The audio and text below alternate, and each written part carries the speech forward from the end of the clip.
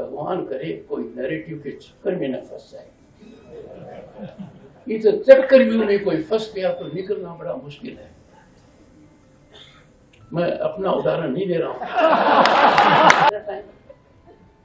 7:30 मैं फ्लाइट पकड़ने की चिंता से अपने कर्तव्य को नहीं छोड़ सकता। मोरलिटी, इंटेलेक्ट एंड स्पिरिचुअलिटी से कुछ लोग दूर हटते जा रहे हैं।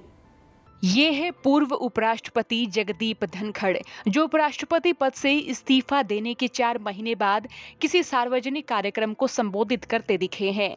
जी हां, भोपाल में शुक्रवार को जगदीप धनखड़ ने राष्ट्रीय स्वयंसेवक संघ के वरिष्ठ पदाधिकारी मनमोहन वैद की पुस्तक के विमोचन के मौके पर एक संबोधन दिया। जगदीप धनखड़ ने अपने इस्तीफे के संदर्भ में इस दौरान कुछ बातें ऐसी कही कि वहां मौजूद लोगों की हंसी छूट गई और लोग जमकर ठहाके लगाते दिखे। जरा सुनिए जगदीप धनखड़ का संबोधन। Information warfare, Tiwari ji talked about narratives. भगवान करे कोई नैरेटिव के चक्कर में न फंस जाए। इस चक्कर में कोई फंस गया तो निकलना बड़ा मुश्किल है। मैं अपना उदाहरण नहीं दे रहा हूं।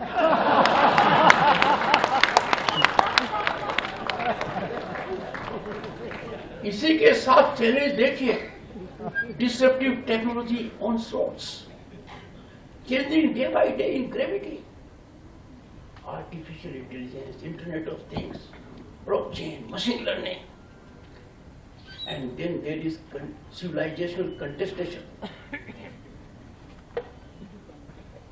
It urges India to draw on its deepest inheritance. ये पुस्तक के बारे में कह रहा हूं।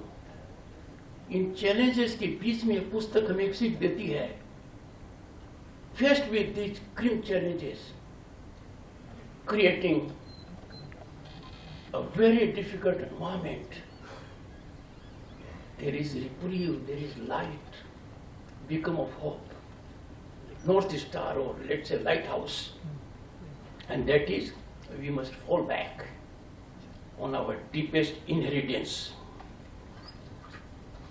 Poets, our philosophers, and writers have unleashed further this legacy, continually strengthened the moral, intellectual, and spiritual fabric of our society.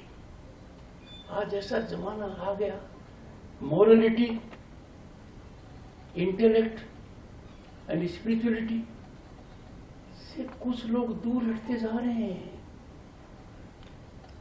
पुस्तक पढ़ने के पश्चात मैसेज आ गया, समय सीमा है। कितना टाइम? 7:30। मैं फ्लाइट पकड़ने की चिंता से अपने कर्तव्य को नहीं छोड़ सकता। क्या बात है। And friends, my recent past is proof of it. The moral, intellectual, and spiritual fabric of our society. आज ऐसा जमाना आ गया, morality, intellect, and spirituality से कुछ लोग दूर हटते जा रहे हैं। पुस्तक पढ़ने के पश्चात दरअसल जब जगदीप धनखड़ मंच से संबोधित कर रहे थे तो तभी एक ऐसा वाकया हुआ जिस पर सभी की निगाहें टिक गई। उसके बाद जब जगदीप धनखड़ ने अपनी बात रखी तो माहौल और ज्यादा खुशनुमा हो गया। दरअसल हुआ यूं कि भाषण के दौरान एक व्यक्ति उनके पास आया ये याद दिलाने के लिए कि उन्हें शाम 7:30 बजे दिल्ली वापस जाने के लिए उड़ान में सवार होना है। और इसके बाद पूर्व उपराष्ट्रपति जगदीप धनखड़ ने उस बातचीत का खुलासा कर दिया। उन्होंने मंच से ही बता दिया कि वो शख्स उनके पास क्या कहने आए थे। जगदीप धनखड़ ने कार्यक्रम में उपस्थित लोगों को बताया कि उन्हें एक उड़ान में सवार होना है। उन्होंने कहा कि मैं विमान में सवार होने के लिए अपनी ड्यूटी नहीं छोड़ सकता और दोस्तों मेरा हाल का अतीत इसका सबूत है। और इस बात पर कार्यक्रम में मौजूद लोगों की हंसी छूट गई और जमकर ठहाके लगे। आपको बता दें कि बीजेपी पार्टी का कोई भी नेता पूर्व उपराष्ट्रपति के स्वागत के लिए यहां हवाई अड्डे पर नहीं पहुंचा था, जिसका देश के कई नेता जिक्र कर बीजेपी नेताओं पर गुस्सा जाहिर कर रहे हैं।